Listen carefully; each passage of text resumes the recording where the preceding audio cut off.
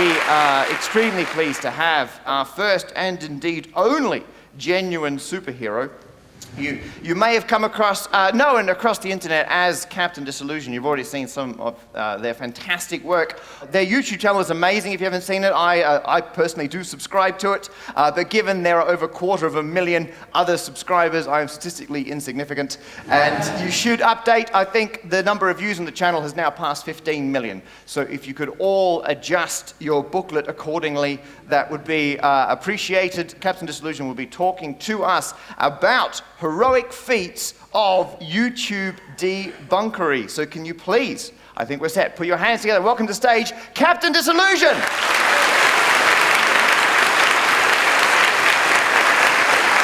Hi, everybody. Hello. Hi. Quick clarification. I'm not Captain Disillusion, obviously. My name is Alan, and I'm an intern at Disillusion Industries, the Captain's nonprofit business conglomerate. And the Captain himself will be out here momentarily to tell you all about his heroic feats of YouTube debunkery. Very exciting, very exciting. But first, I have to ask, and please be honest, how many of you have never heard of Captain Disillusion? Okay, a couple. My instructions are that if even a single hand went up even part way, I am supposed to play and narrate for you the following educational film. So please sit back, relax, and prepare to be disillusioned. Ever since humanity achieved its dream of making pictures move, there have been those who've used the technology to create illusions. Some for mere harmless fun and profit, others to spread ignorance and superstition. In generations past, voices of reason spoke out against the hoaxers, and some were pretty good. But in the age of streaming video, a new hero arrived. From space, or possibly the downstairs vestibule of his parents' house, Captain Disillusion, a crusader of digital justice. A hero of YouTube on YouTube. Whenever a viral video goes viral, the Captain is there to break it down thoroughly. From ghosts to UFOs, from crazy stunts by awkward millennials, to hopelessly flawed product concepts that wouldn't work in a million years. Come on! But who is the man behind the flesh-colored mask? And how can we, mere mortals, apply his wisdom to our own efforts at popularizing skepticism in the new internet-based format of short-form video? The time has come to find out.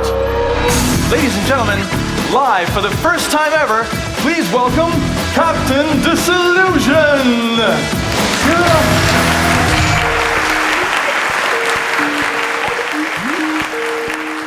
Just a moment. Sorry. Hello? Hello, Captain? You hear me? Yes, I Alan? Can you? Alan? No, you have to switch to two-way, Captain. I don't know don't just press buttons at random. Alan? I'll do it on this side. One sec, Captain. One second. Here we go. Alan? I can hear you. We can all hear you, Captain. What's going on? You're supposed to be on stage right now. I'm almost there. I'm just having a little trouble finding the place. What is it again? Pickle? The Mercure Piccadilly Hotel, sir. Manchester? Earth, Captain. Earth. Earth. Looks like I'll be there in 50 minutes. 50 minutes? The whole talk ends in 50 minutes. It's okay, just start without me and I'll be there as soon as I can. You know the material. You practically wrote the whole thing for me. Captain, this is highly unprofessional. These people have paid upwards of £99 to hear you explain how to make skepticism palatable in video form. I refuse to shortchange them in this way.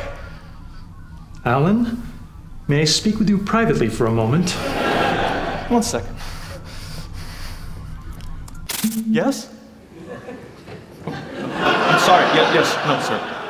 No, I do understand. No, I wouldn't want that to happen, of course. Sorry. Yes, I will. Okay, I am sorry.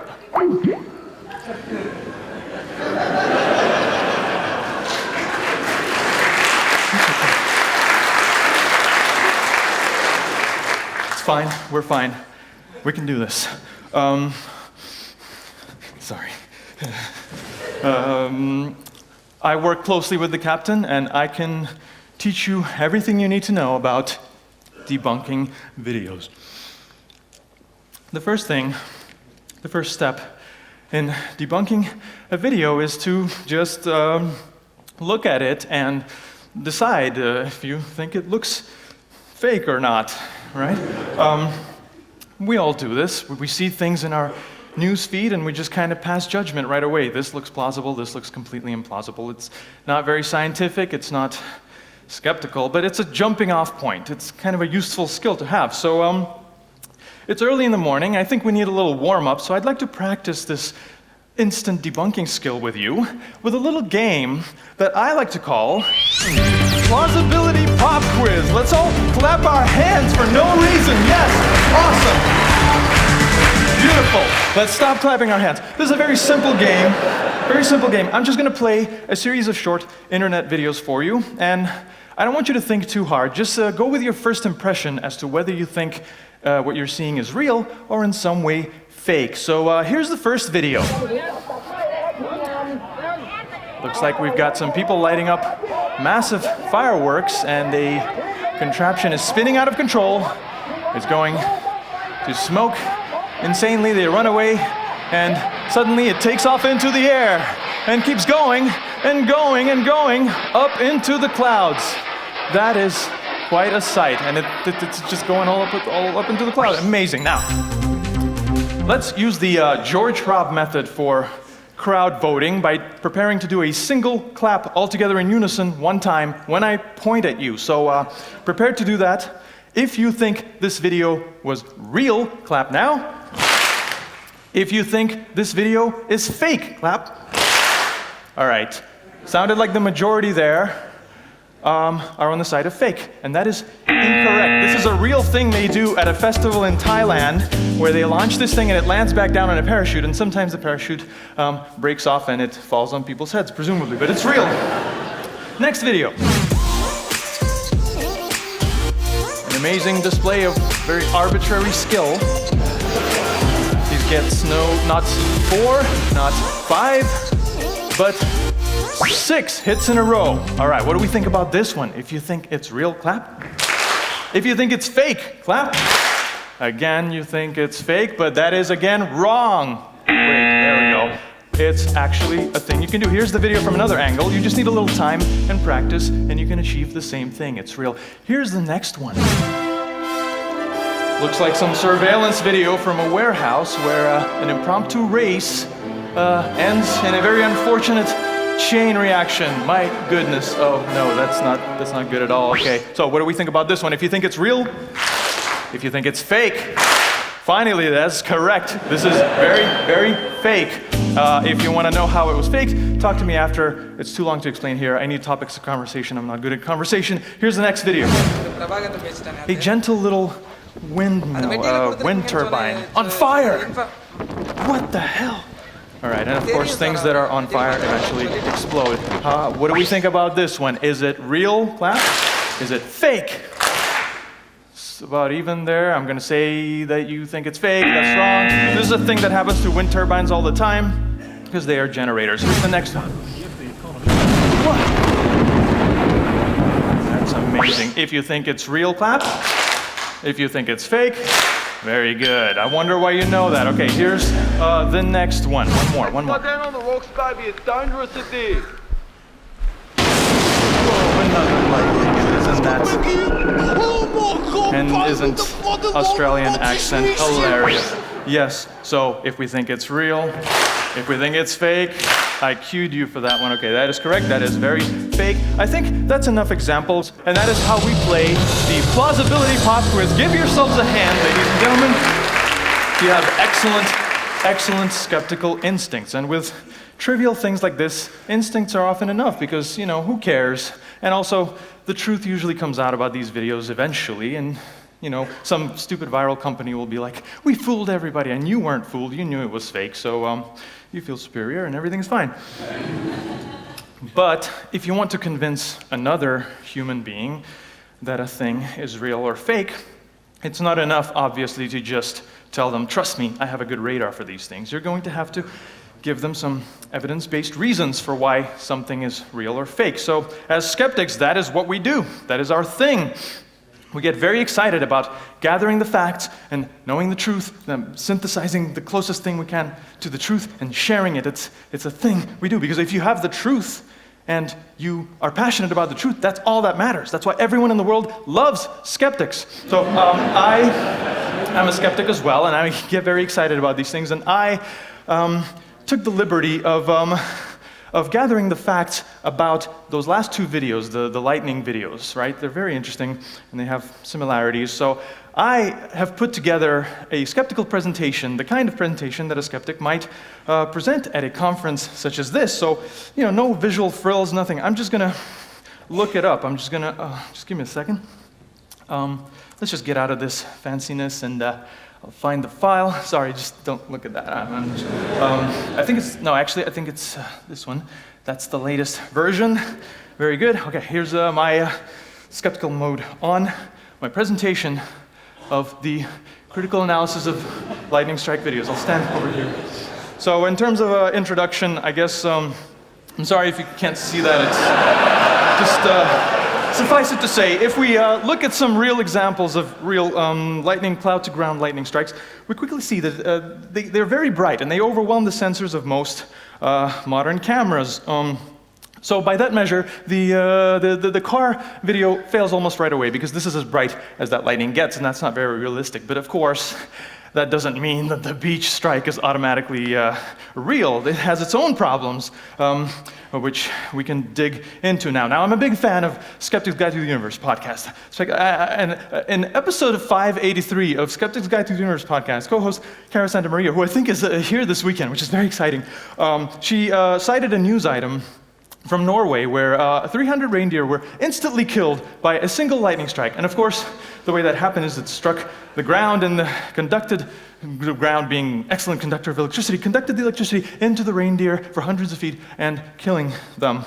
We have a similar situation in the beach strike video, which has the lightning striking only a few dozen feet away, and yet the subject standing on very wet ground doesn't get electrocuted, which is inconsistent.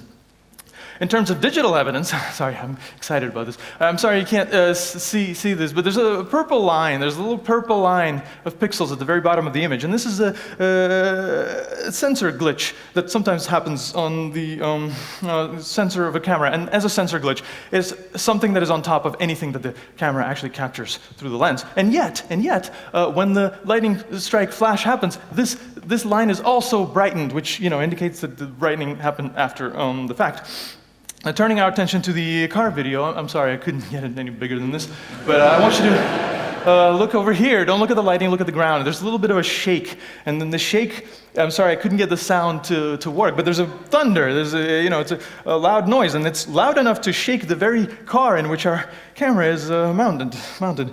And yet, it does not shake the cables, the free cables that are hanging there much closer, arguably, to the impact. Now, as a professional in film and visual effects with many years of experience, I tend to spend a lot of time looking at stock visual effects elements, and I look at them so much that I recognize them on sight. And in the beach strike video, there's a little bit of a splash that is caused by the lightning somehow. I don't know if they do that, but it's very reminiscent of this particular dust element stock footage. Similarly, in the car video, we have this little pattern of debris that is very reminiscent of this stock visual effects element. And trust me when I say that in motion, and I'm sorry I couldn't get this to be in motion, it is much more apparent similarity. So to summarize, there's a strong line of physical, circumstantial, and digital evidence that would lead us to conclude that the lightning videos are not, in fact, authentic. Thank you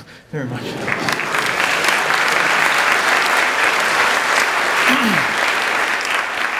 So, judging by that applause, I take it that this kind of presentation could actually be passable for a room full of people who are passionately interested in this stuff. But the problem is, of course, that most people in the world, they just don't care about this.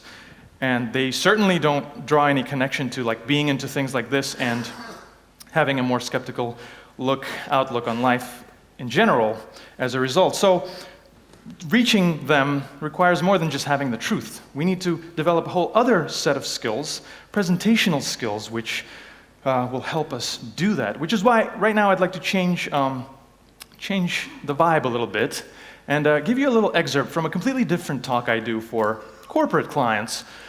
And it is simply entitled, Effective Skeptical Activism Strategies on Social Media Video Sharing Platforms. Because let's face it, if you're involved in skeptical activism, and your medium happens to be a video sharing platform, which is by definition part of social media, you're going to need effective strategies. And there are many schools of thought on this, but in my humble opinion, what we're really asking ourselves when we talk about effective skeptical activism strategies on social media video sharing platforms is, how do I be good at YouTube? The answer comes in the form of my patented system called PSP. What is PSP? I'll tell you what it's not. It's not a game system, okay? I'm not talking about games here. This is not a game. This is your life. Your existence on YouTube depends on PSP, picture, sound, pacing. These are the things you must be cognizant of whenever you're even thinking of making a video. Picture, how does it look? Sound, how does it sound? Pacing, how does it move along? Okay, and since we're talking about videos here, which one of these is the most important? Just let me know, yell it out. Picture. Okay, thank you. Wrong. They're all equally important, okay? No one wants to see a video that looks beautiful but sounds like garbage. No one wants to see a great sounding video that's boring to death. They're all equally important, but if you have to prioritize them, that's the order, right? Right? Wrong! Surprise! That's the order, because pacing is a consideration to be made before you film anything. When you conceive the video, okay? No amount of editing is going to save a video that is conceived to be boring. And it doesn't matter if you're just recording a vlog update for a couple of followers or producing a highly anticipated, high-budget, skeptical web series, which, with the help of a bunch of talented, amazing people. If your funny little sketch about a little caveman takes 13 minutes, 25 seconds to tell, and 26.5% of that time is credits, no matter how beautiful it looks and how well it's acted, there might be pacing issues which affect its success. Moving on to sound. Not much to tell about sound. Get a microphone. What are you doing? Get a microphone and put it close to your face, for God's sake. Without getting overly technical, here's how microphones work. If the microphone is more than 2 feet away from the source of the sound, and it's not priced in quadruple digits, you're doing it wrong, okay? Get it close. A great way to get it close is to use a lavalier mic, a lapel mic. And I know what you're thinking now. You're thinking, Alan, I'm scared. Lavalier mics, that's for television. That requires all kinds of fancy equipment and it's expensive.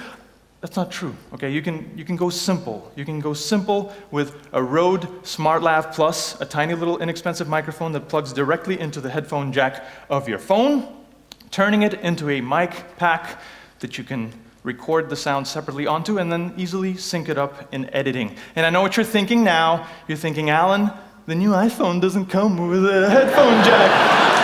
And to that I say, get an adapter and shut up. Picture. Good shot composition, focus, exposure, and color balance are all very important, all right? And I'm not gonna stand here and waste your time telling you what you've already heard many times, that high-quality cameras are more affordable than ever. You should get the best one you can and learn all of its settings and use them. How about just learning all of the settings in the camera you carry around in your pocket? Do we all know how all of the settings work? Let's check if we're on the same page. Most of us know that with the iPhone, we can tap on the part of the image that we want to be in focus and well exposed, and that happens. Some of us don't know that we can tap and hold, and that locks the settings, allowing us to adjust exposure manually. And most of us don't know that you can also use this to control the color balance.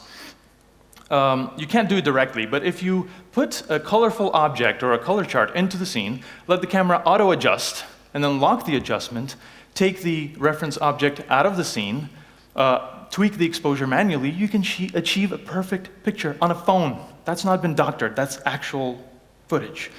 So it's doable, okay?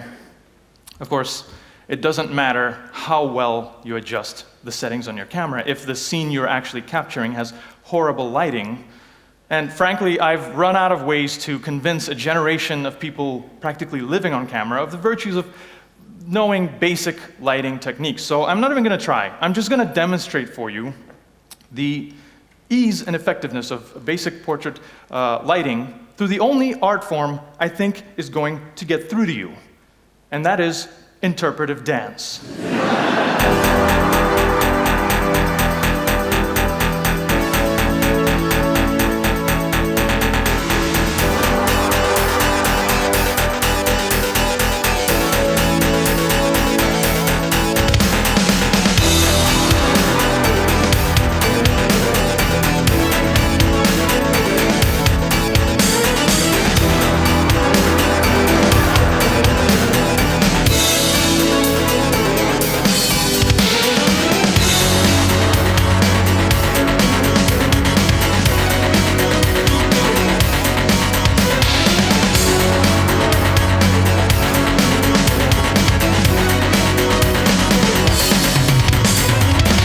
Hi, welcome to my skeptical blog about philosophies of maths.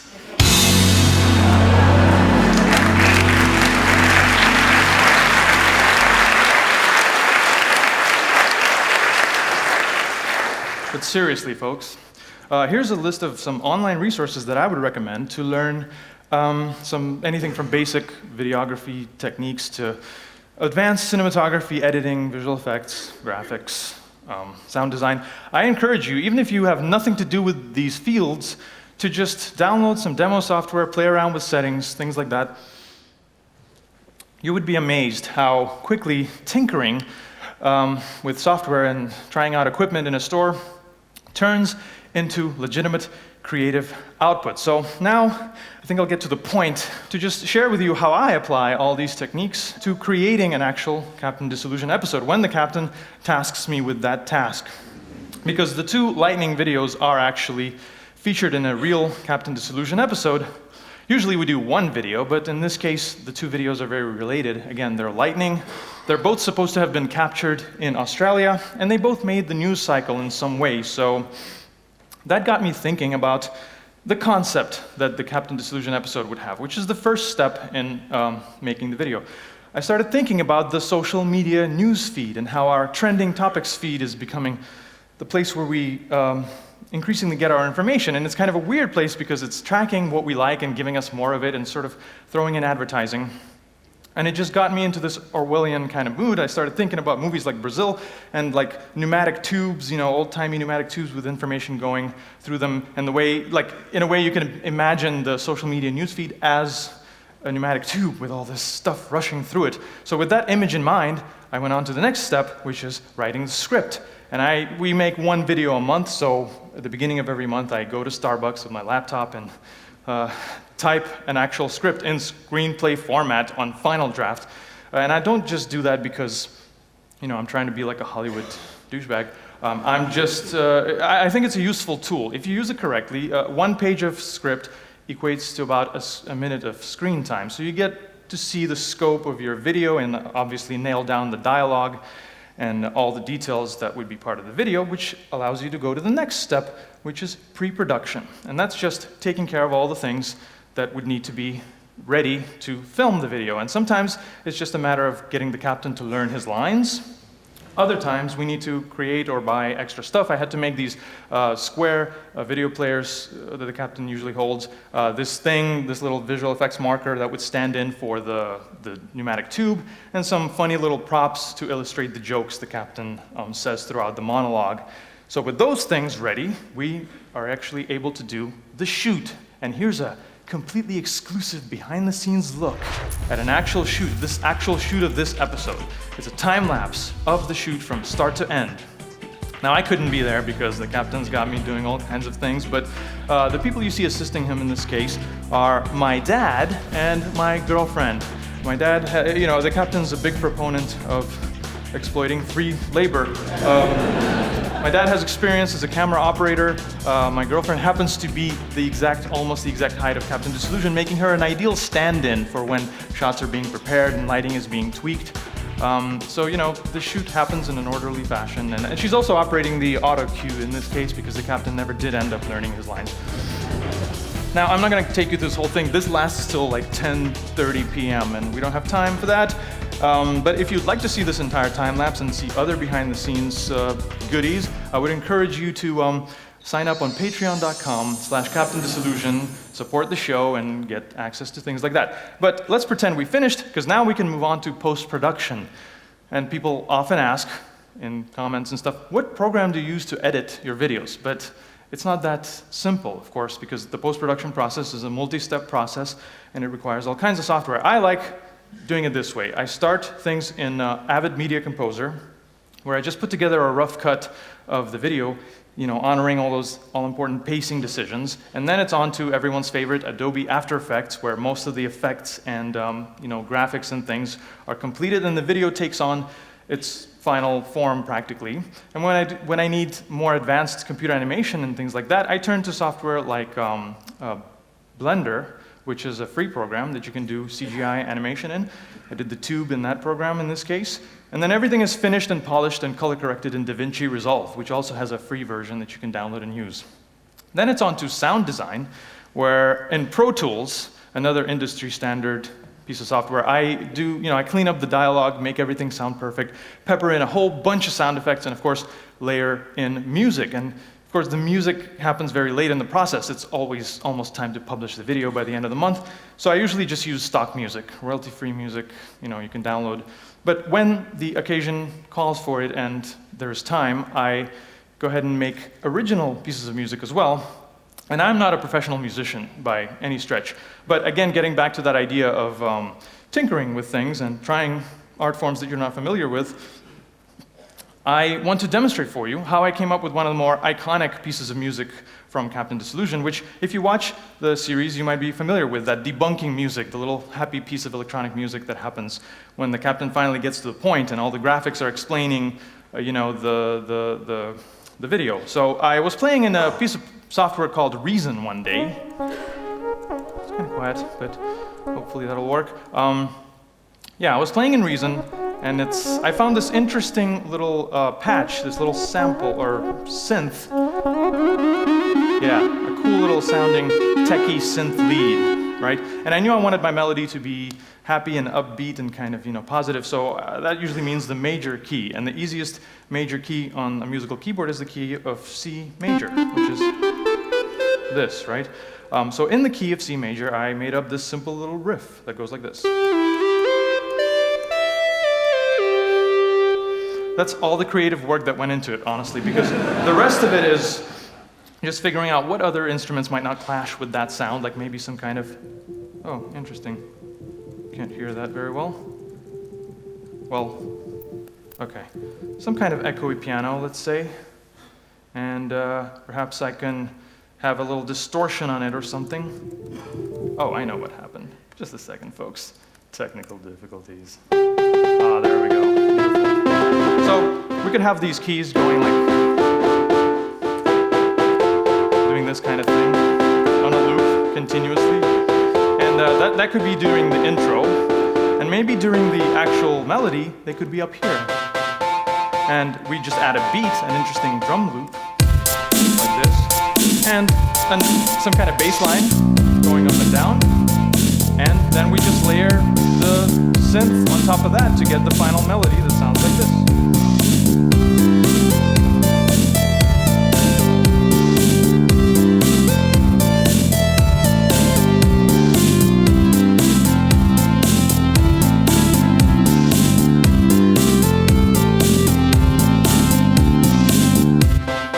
Anyway, you get it.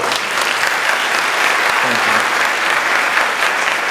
So, After all of those steps, we end up with a finished video. So would you like to see it, the result of all this work? Yes? No? Okay. It ended up being called Australian Lightning Double Debunk, and here it is in glorious high definition. Greetings, children, it's me, Captain Disillusion. My domain is YouTube, a place for measured, intelligent discussion of substantive issues. But for latest news and trending topics, you can't beat the social media feed. A more efficient way of consuming content that never stops. The other day, I saw a video of a bunny being friends with a kitten. I like animals and I like friendship, so I liked it. Someone posted a video of a non-homeless guy being kind to a homeless guy. I like kindness and the outside and rare events. Like a rare event caught on dashboard camera, a bolt of lightning striking a car in Melbourne, Australia. Whoa. Mistress Nature reminding us that she is in control. I love this kind of thing. Another lightning strike, almost hitting a girl on a beach in Sydney, Australia. I like girls. Listen to her boyfriend sounding all funny like a real person totally would in this situation. I love everything about this. Australia, get it together. What's this? A long-awaited sequel to the iconic sci-fi disaster film Independence Day, starring the latest Gwen Stefani firmware update, Micah Monroe? Shut up and take my rubles! Hey, I don't mind seeing some sponsored content if it means I get reliable news in my feed the rest of the time. And I know it's reliable because it's posted by sources who somehow know what I like. Privately funded portfolio companies like Now This News know what they're doing. They've got a staff of dozens posting hundreds of items per day.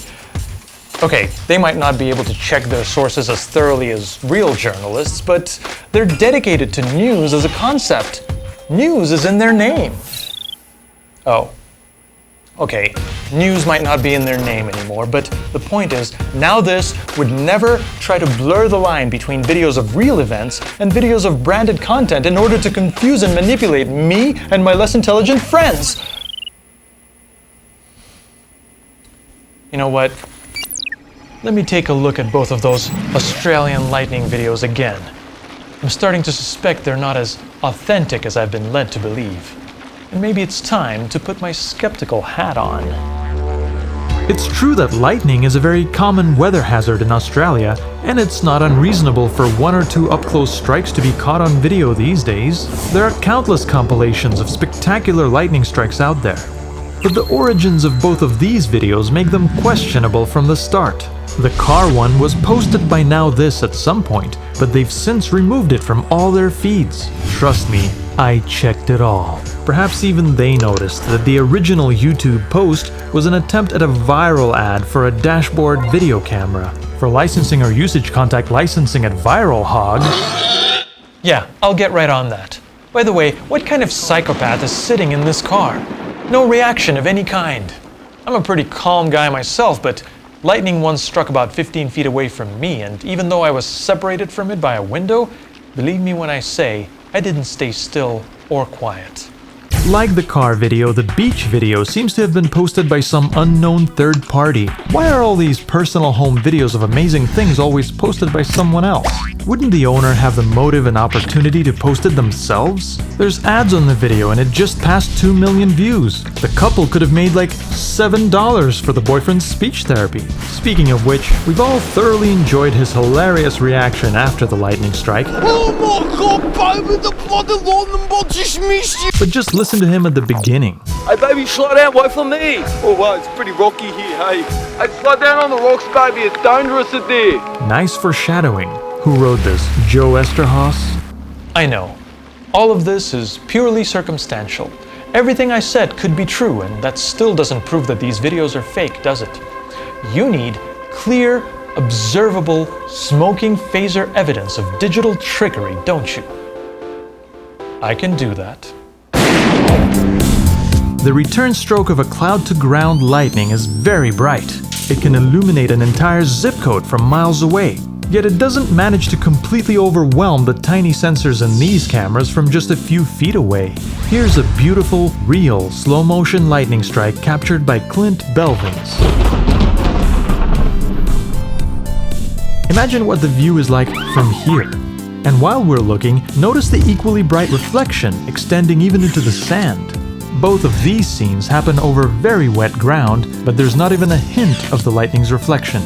Now, the creator of the video with the girl tried to make it stand up to frame-by-frame scrutiny by simulating the effect of rolling shutter. This kind of splitting really could happen with a CMOS chip. But they failed to notice another glitch. See this little pink line at the bottom? Whether it was a defect of the GoPro sensor, a known issue, or an artifact introduced later in file encoding, it should always be present on top of the captured image. But the flash makes this line disappear, indicating that the flash was added after the fact. The maker of the car video failed to take into account basic physics. The deafening air vibrations of the up-close thunderclap are enough to shake the car in which the camera is mounted, but apparently not enough to disturb the suspended wires located much closer to the impact. I guess that's not as easy to fake with off-the-shelf plugins and stock effects elements. Let's see, a Video Copilot optical flares preset with an implausible anamorphic streak, and Action Essentials 2 Charge 05 mixed with a little bit of Dirt Charge 06 if I'm not mistaken. This one couldn't help himself either. Looks like a modified Dirt Charge 03 to me. You know, in a real lightning strike, water doesn't splash up like a boulder was dropped into it. It conducts the electrical charge along the surface and electrocutes the people nearby. So what really happened in these videos? Were they completely staged or just less impressive real events embellished to turn them into viral sensations? I don't know. There's evidence that this car actually kept going. Someone spent a lot of effort digitally bringing it to a stop. But I can't help wondering, why? To supply the ever-growing demands of the social media feed? To give me something to care about, something to like? I already know what I like. And I think I'm done letting the feed distract me from what it is. I'm afraid it's time for me to go, kids. An optometrist in Spartanburg is about to write a 7,500-word blog post about the benefits of therapeutic touch. Remember, love with your heart, use your head for everything else.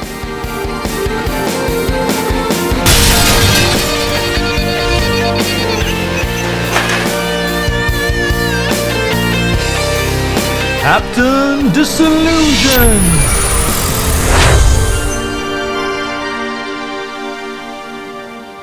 Okay. Thank you. Thanks. Glad you like it. For those curious, the little dedication at the end, Benny, that was the actual bunny featured in the little videos. He was our pet, and he passed away during the production of the video, so I thought I'd put him in to commemorate him, and the captain didn't mind, so there's that. But now, I'd like you guys to be even quieter than you are right now. Absolutely quiet. Because the internet is talking. I don't know if you guys know, but under most videos on YouTube, there's like this section where people can say whatever they want, and they do.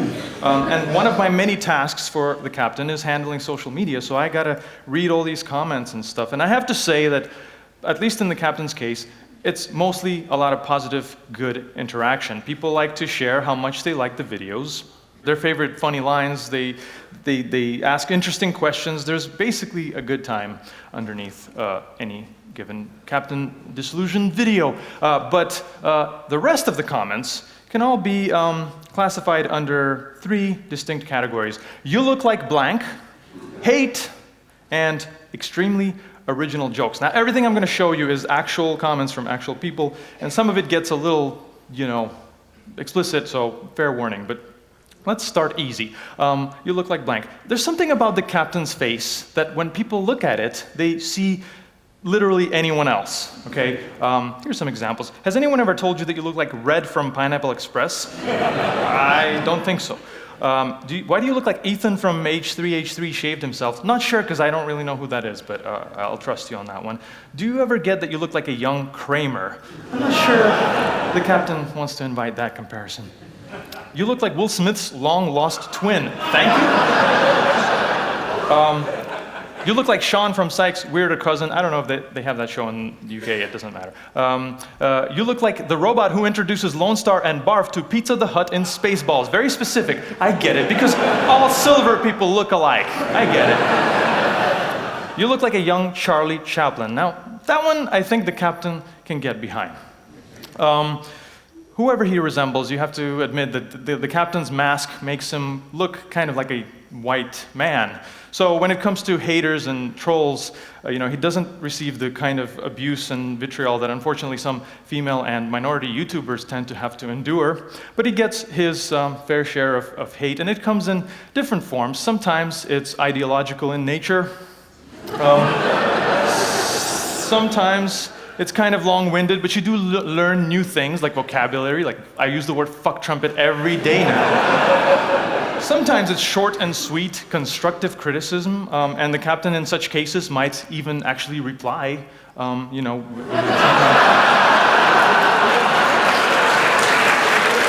And of course, sometimes it's just pure vitriol that defies categorization, and it kind of amuses me. Like, here's one of my favorite pure hate comments of all time. A nice straw man, faggot? I mean, to me, it's an interesting person because he or she is familiar with informal logical fallacies and is a homophobe at the same time.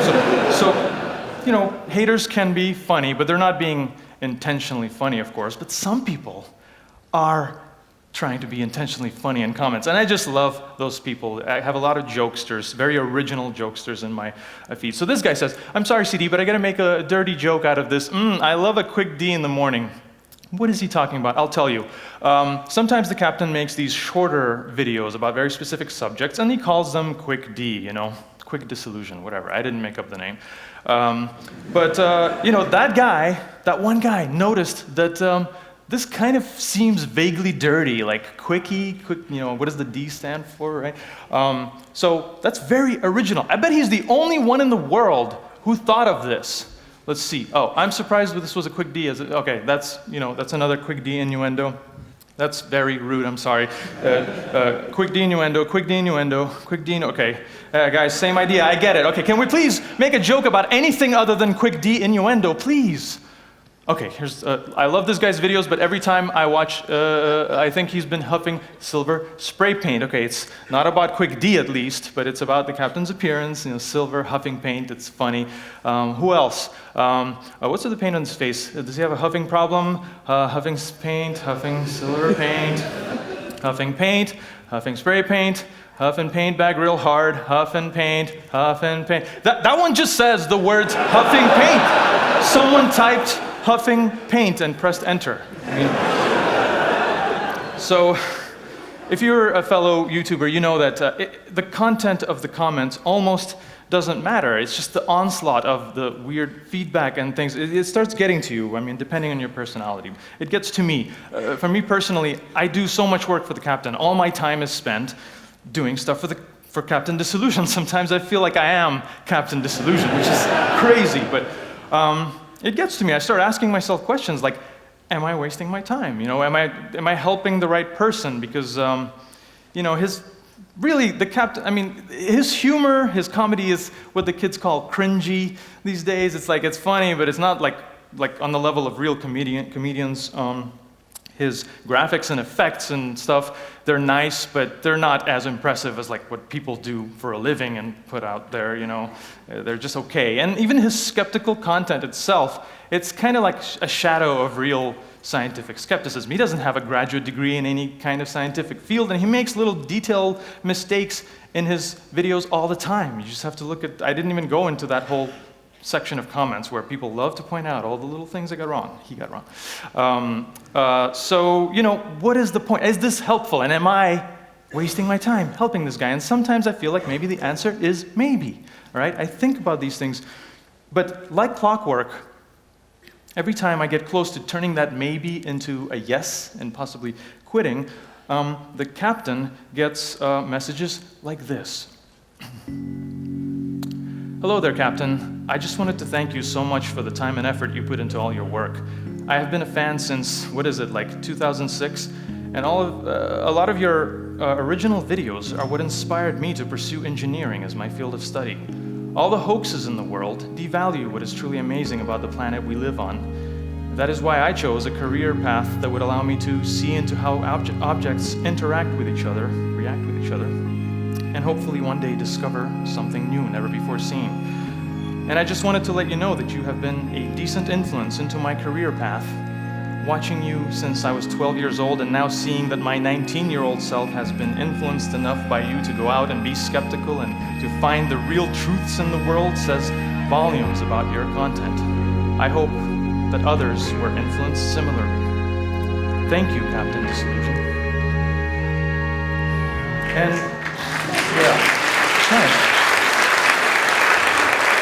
when I see stuff like that, I realize I really don't care how cringy most of the world thinks the captain is.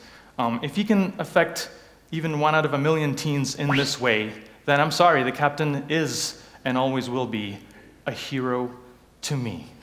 I really don't care. That's so beautiful. Captain, how long were you there? I just connected because I'm still lost. Listen, I'm sorry about earlier. You're a great assistant and I should have been there. No, I'm sorry, Captain. I was out of line. Did the presentation go well? I think so, but why don't we let the audience decide?